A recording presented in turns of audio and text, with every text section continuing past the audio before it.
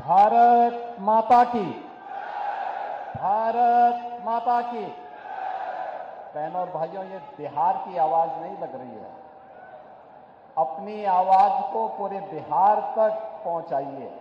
भारत माता की, भारत माता की, भारत माता की। वंदे वंदे वंदे। सियावर रामचंद्र भगवान की, माता जानकी की, माता जानकी की। नमः पार्वती पतये हर हर।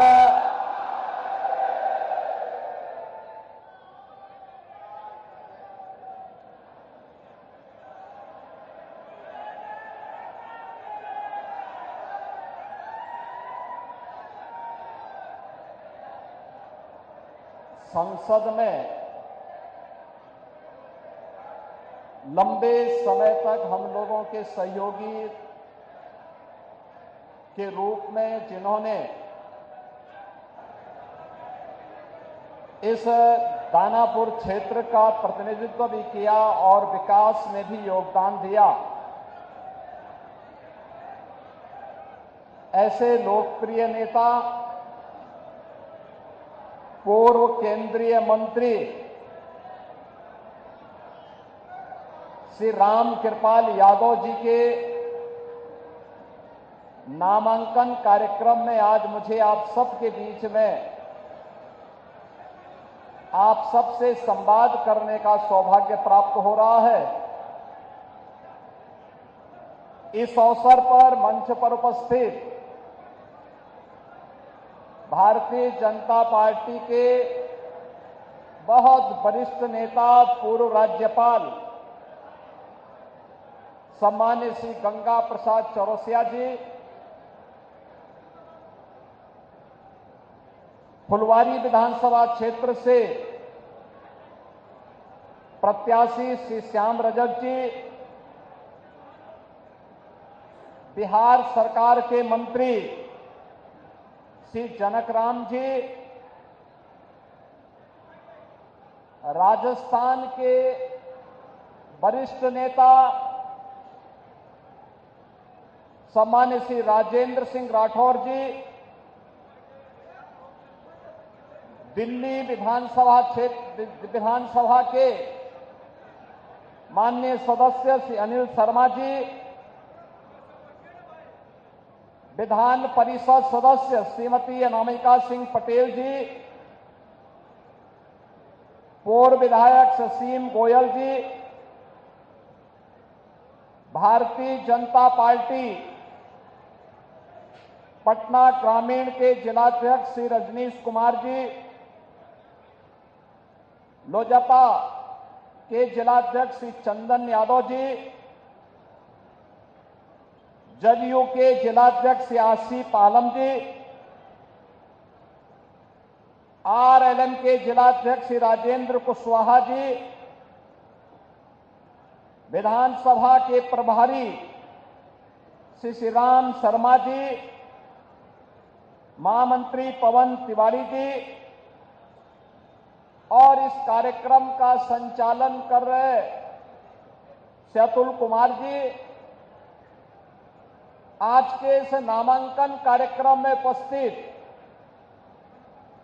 हजारों की संख्या में दानापुर विधानसभा क्षेत्र से जुड़े हुए एनडीए के हमारे सभी पदाधिकारी, कार्यकर्ता, बहनों और भाइयों,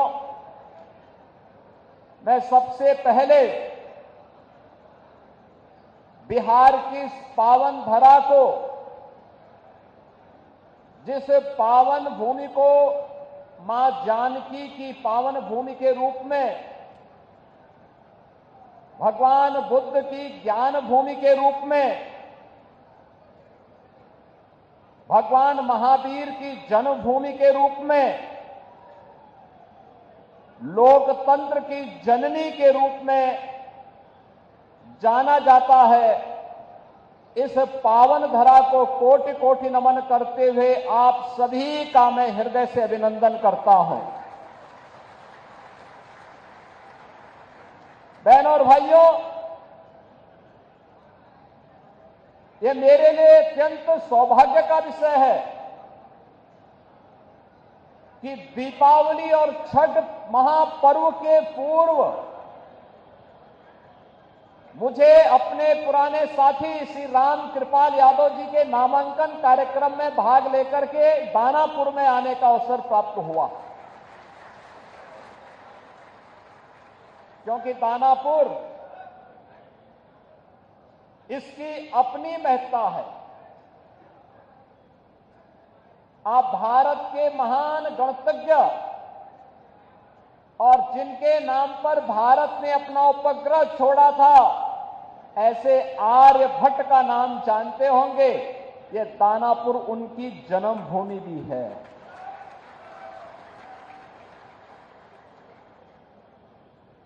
याद रखना, आचार्य कौटिल्य, चंद्रगुप्त मौर्य और अशोक महान जैसे महाप्रतापी राष्ट्र शिल्पियों को देने वाला हमारा यह बिहार और गुरु गोविंद सिंह जी महाराज की पावन जन्मभूमि के रूप में भी हमारा यही बिहार और यही क्षेत्र जाना जाता है। गुरु गोविंद सिंह जी ने कहा था कि देहु सिवावर मोही है, शुभ कर्मन ते कबहू न टरो। यानी गुरु गोविंद सिंह जी का यह अमर वाक्य आज भी हर भारतीय को एक नई प्रेरणा प्रदान करते हैं। और ये यहां की धरती इस बात की गवाह है कि गुरु गोविंद सिंह जी महाराज जब पटना साहिब से उनको बाहर जाना हुआ तो पहला पड़ाव यही दानापुर उनका रहा है। बचपन में उनका पहला पड़ाव यही दानापुर बना था। आज उस दानापुर में मुझे भी आने का सौभाग्य प्राप्त हुआ है। बहनों और भाइयों,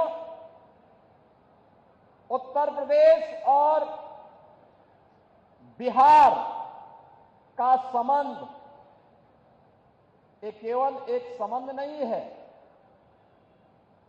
एक साझी विरासत है,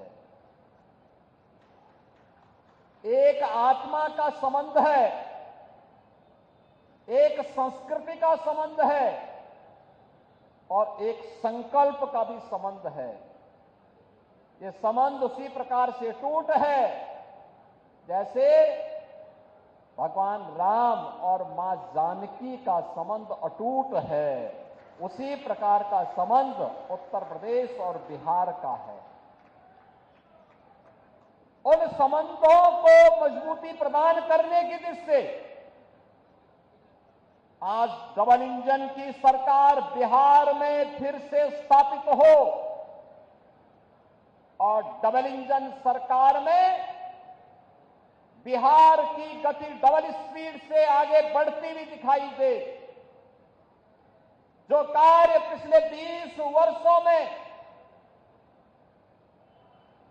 माननीय श्री नीतीश कुमार जी के नेतृत्व में डबल इंजन की एनडीए की सरकार ने करके दिखाया है, वह गति, वह स्पीड इसी प्रकार से बनी रहे, इसके लिए अपने बिहार के बहनों और भाइयों का आह्वान करने के लिए आज मैं यहां दानापुर से आह्वान करने के लिए आपके बीच में आया हूं।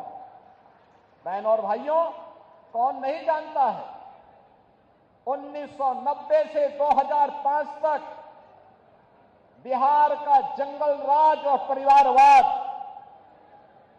आपने देखा होगा। कौन वे लोग थे जिन्होंने बिहार की ज्ञान भूमि को, बिहार की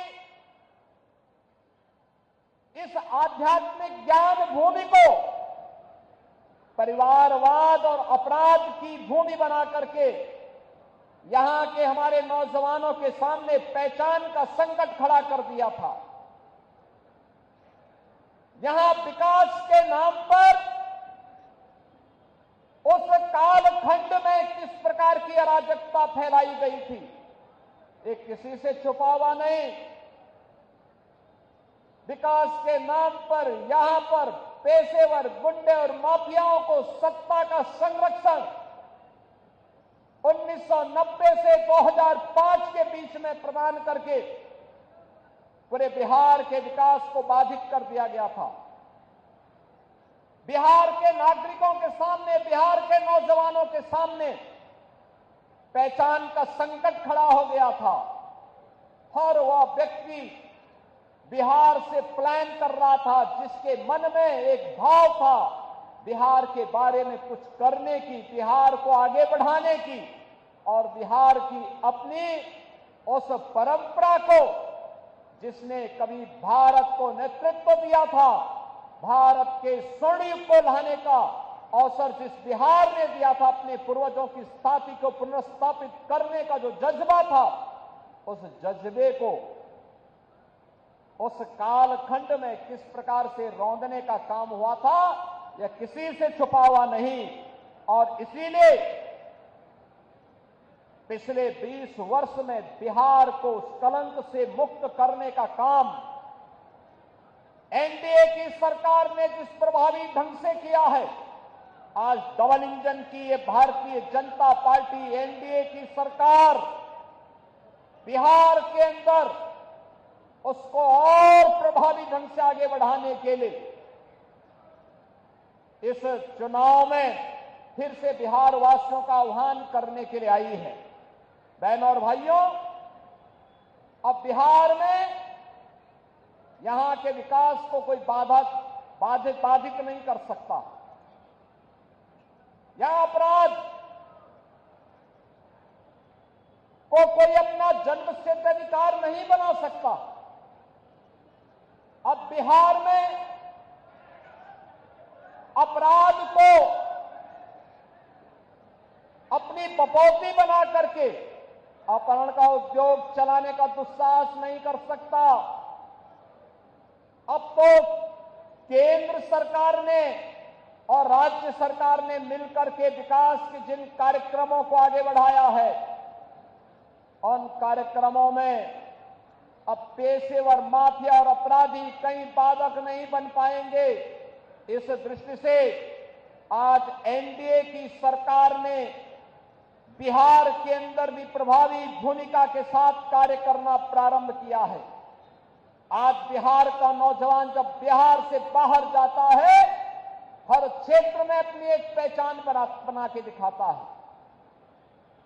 वह जिस भी क्षेत्र में गया, लेकिन कुछ लोगों ने 1990 से लेकर 2005 तक बिहार के नौजवानों की प्रतिभा को कुंद करने का काम किया था, बिहार के सामने पहचान का संकट खड़ा किया था और बिहार इसकी दंश को लंबे समय तक झेलने के लिए मजबूर हुआ था। एक से एक बड़े घोटाले यहां पर हुए थे।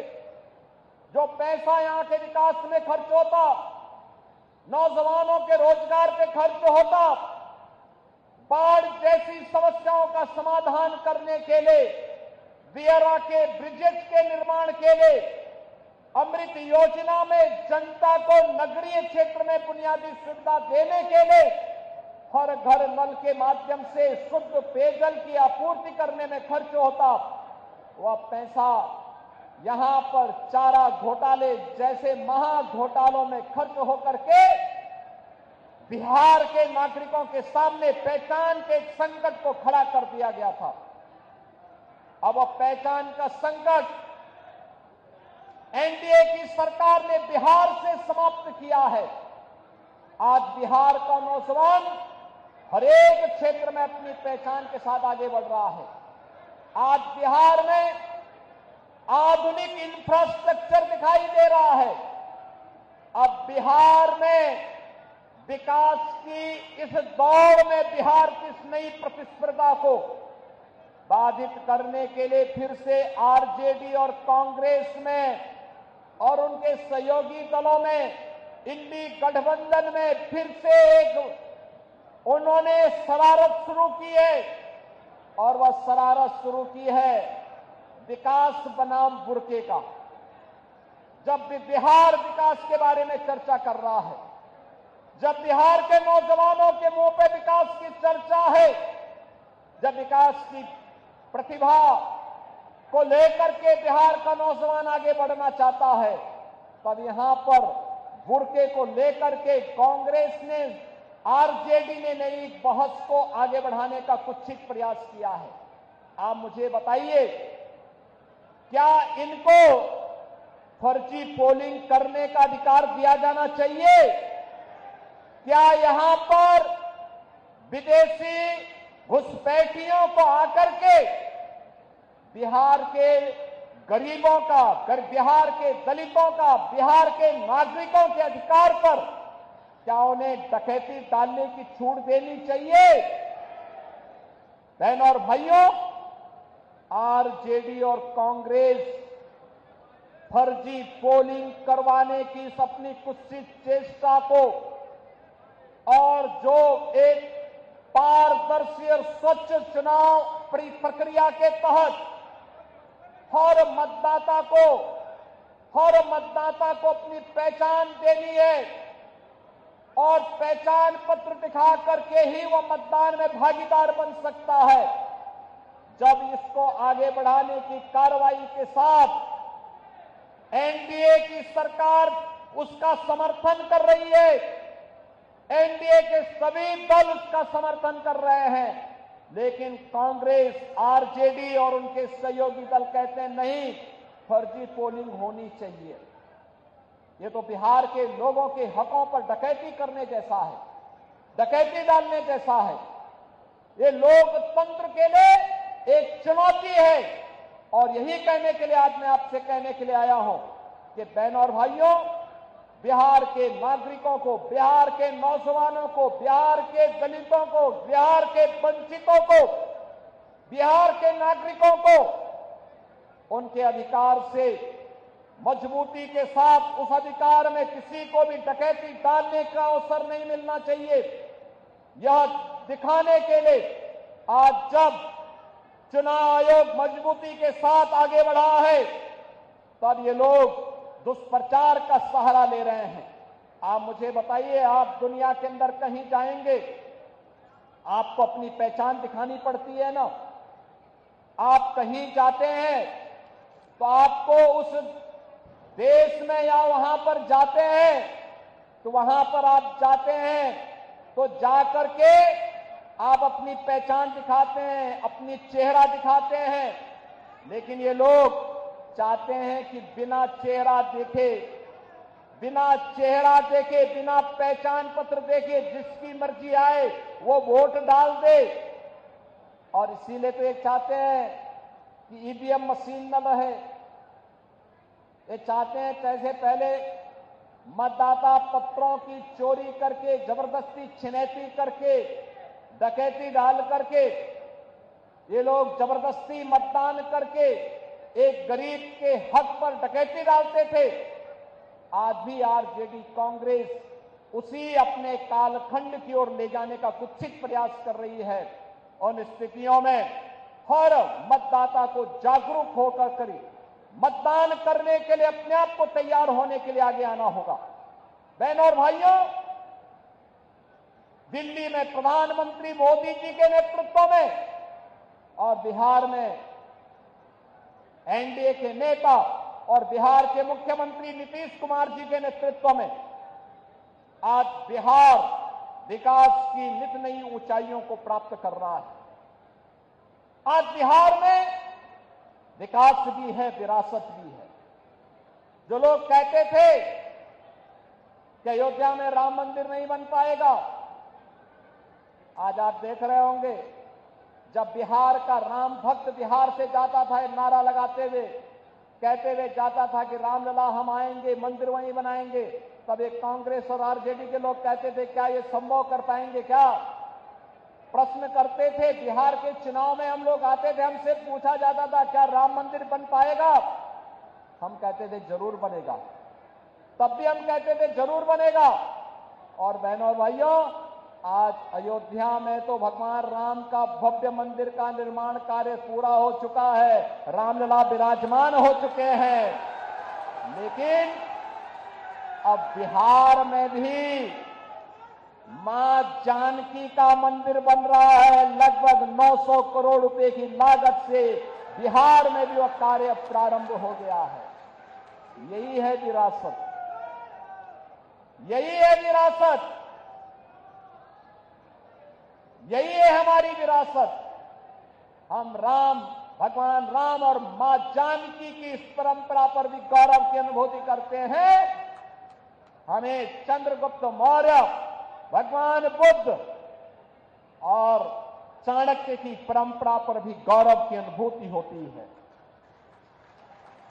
यह बिहार की वो भूमि है जब कांग्रेस ने लोकतंत्र के गले को घोंटने का काम किया था, तब यही बिहार उठ खड़ा हुआ था, यहां का नौजवान खड़ा हो गया था। सरदेव जयप्रकाश जी के नेतृत्व में यही पटना में उन्होंने हुंकार भरी थी और कहा था कि देश के लोकतंत्र का गला घोंटने का अधिकार किसी को भी नहीं देंगे। लेकिन आज जो कांग्रेस लोकतंत्र का गला घोंटने का काम की थी, उसी कांग्रेस की झोली में आरजेडी ने अपने को गिरवी करके रख दिया है। ये जेपी के सपनों पर पानी फेरने का काम ये लोग कर रहे हैं। अपने लूट को बचाने के लिए, अपने भ्रष्टाचार पर पर्दा डालने के लिए ये लोग कांग्रेस की झोली में जाने का काम किए हैं। बहनों और भाइयों, हम सबको बिहार, जिसने दुनिया को लोकतंत्र का पाठ पढ़ाया था, वैशाली का गणतंत्र उसका उदाहरण है। दुनिया के अंदर ज्ञान भूमि के रूप में महात्मा बुद्ध को इसी बिहार की धरती में, गया में ज्ञान प्राप्त हुआ है। दुनिया का प्राचीनतम विश्वविद्यालय नालंदा इसी बिहार की धरती ने दिया है। देश को पहला राष्ट्रपति डॉक्टर राजेंद्र प्रसाद जी के रूप में इसी बिहार की धरती ने दिया है। और वह बिहार आज विकास की जिन ऊंचाइयों को प्राप्त कर रहा है, कांग्रेस और आरजेडी को कतई अच्छा नहीं लगेगा। बहनों और भाइयों, बिहार की इस परंपरा को हम लोगों ने भी अपने यहां मजबूती के साथ जोड़ने का काम किया है। आप याद करिए, सरदेव जयप्रकाश जी की जन्मभूमि बलिया जनपद में, बिहार और उत्तर प्रदेश के जंक्शन में, हमने वहां पर 1977 में सरदेव जयप्रकाश जी ने उत्तर प्रदेश सरकार को लिखा था कि वहां के चिकित्सालय का नामकरण अगर हो सके तो उनकी धर्मपत्नी के नाम पर करवा देना। लेकिन समाजवादी पार्टी ने उत्तर प्रदेश के अंदर नहीं किया, कांग्रेस ने नहीं किया। लेकिन जब उत्तर प्रदेश में हमारी सरकार आई, उत्तर प्रदेश में डबल इंजन की भाजपा की सरकार आई, हमने सबसे पहला काम किया, जयप्रकाश जी की जन्मभूमि में बने हुए चिकित्सालय को भव्य स्वरूप देकर के उनकी धर्मपत्नी के नाम पर उस चिकित्सालय का नामकरण किया है। उनकी जन्मभूमि को बेहतरीन कनेक्टिविटी के साथ जोड़ा है। सरदेव जयप्रकाश जी का भव्य स्मारक बनाया है। हमें प्रयागराज की धरती पर पहला, यानी उत्तर प्रदेश का नेशनल लॉ यूनिवर्सिटी बनानी थी। लोगों ने कहा किस नाम से बनेगा? मैंने कहा देश के पहले राष्ट्रपति डॉक्टर राजेंद्र प्रसाद जी के नाम पर बनेगा।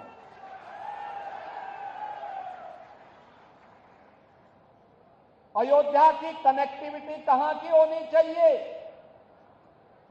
हमने कहा पहली कनेक्टिविटी उत्तर प्रदेश की अयोध्या की सीतामढ़ी के लिए होनी चाहिए। और हम लोगों ने उसको राम जानकी मार्ग के रूप में, उसे 4 लेन के रूप में हम लोग उसको मजबूती के साथ आगे बढ़ाने का काम कर रहे हैं। बहन और भाइयों, उत्तर प्रदेश और बिहार की विरासत मजबूती के साथ आगे बढ़ेगी। और याद करिए, डबल इंजन की एनडीए सरकार है जो आरजेडी कांग्रेस के भ्रष्टाचार के साथ साथ आपराधिक उद्योग को भी नियंत्रित कर सकता है, मजबूती के साथ नियंत्रण करेगा। आपने देखा होगा उत्तर प्रदेश में माफिया तो जहन्नुम की यात्रा में जा चुके हैं।